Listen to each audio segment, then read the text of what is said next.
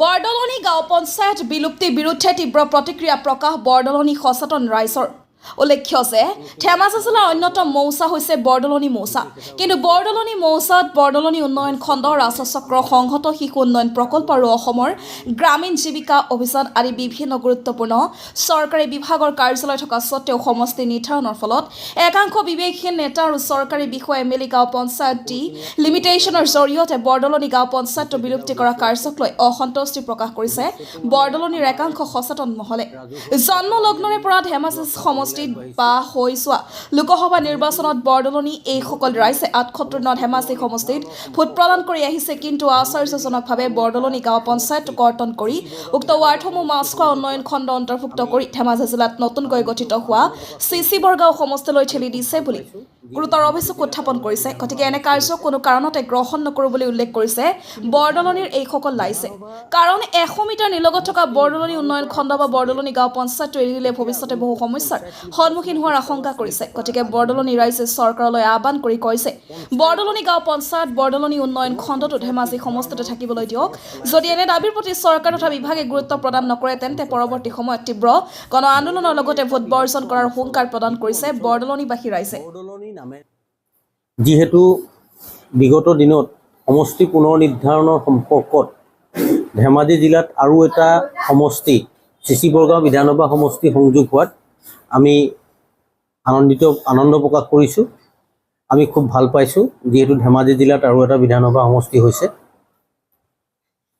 কিন্তু কথা হ'ল বিধানসভা সমষ্টি নিৰ্ধাৰণ কৰাৰ পাছতে এতিয়া আগন্তুক পঞ্চায়ত নিৰ্বাচনৰ কুচকাৱাজ চলি থকাৰ আগমুহূৰ্তত পঞ্চায়তত পুনৰ পঞ্চায়ত নিৰ্ধাৰণৰ কুচকাৱাজ চলাই আছে জিলা প্ৰশাসন হওক বা অসম চৰকাৰে হওক।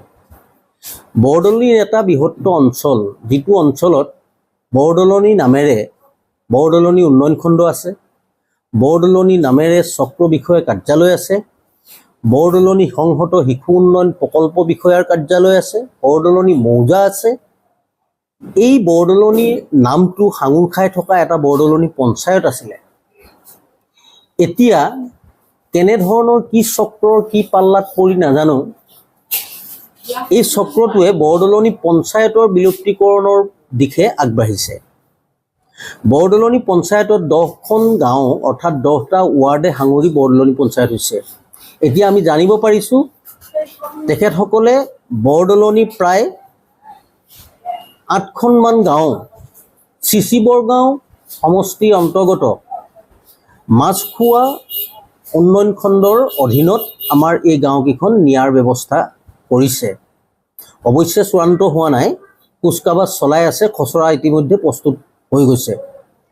আমি অতি দুখেৰে আমি প্ৰশাসনক জনাব বিচাৰিছোঁ যে বৰদলনি নামটো অটুট ৰখাৰ স্বাৰ্থত, বৰদলনি ৰাইজৰ স্বাৰ্থত আৰু বৰদলনি বৃহত্তৰ অঞ্চলটিৰ স্বাৰ্থত আপোনালোকে এই পদক্ষেপ প্ৰত্যাহাৰ কৰক।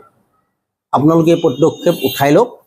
যি ধৰণে বিগত লোকসভা নিৰ্বাচনত ভোটাৰ তালিকা প্ৰস্তুত কৰা হৈছিল, যিসকল পঞ্চায়তৰ ভোটাৰে যিটো ভোট কেন্দ্ৰত ভোট প্ৰদান কৰিছিল, ঠিক তেনেধৰণে ভোট প্ৰদান কৰাৰ ব্যৱস্থাটোকে বাহাল ৰাখক।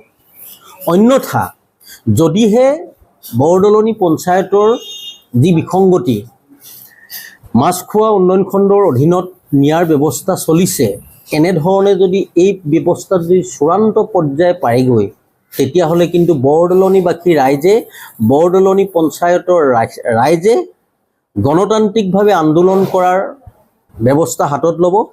আনকি পৰৱৰ্তী সময়ত ভোট বৰ্জনৰ নিচিনা কাৰ্যসূচী হাতত ল'বলৈও বাধ্য হ'ব। সেইটো আমি আজি প্ৰশাসনক জনাইছোঁ।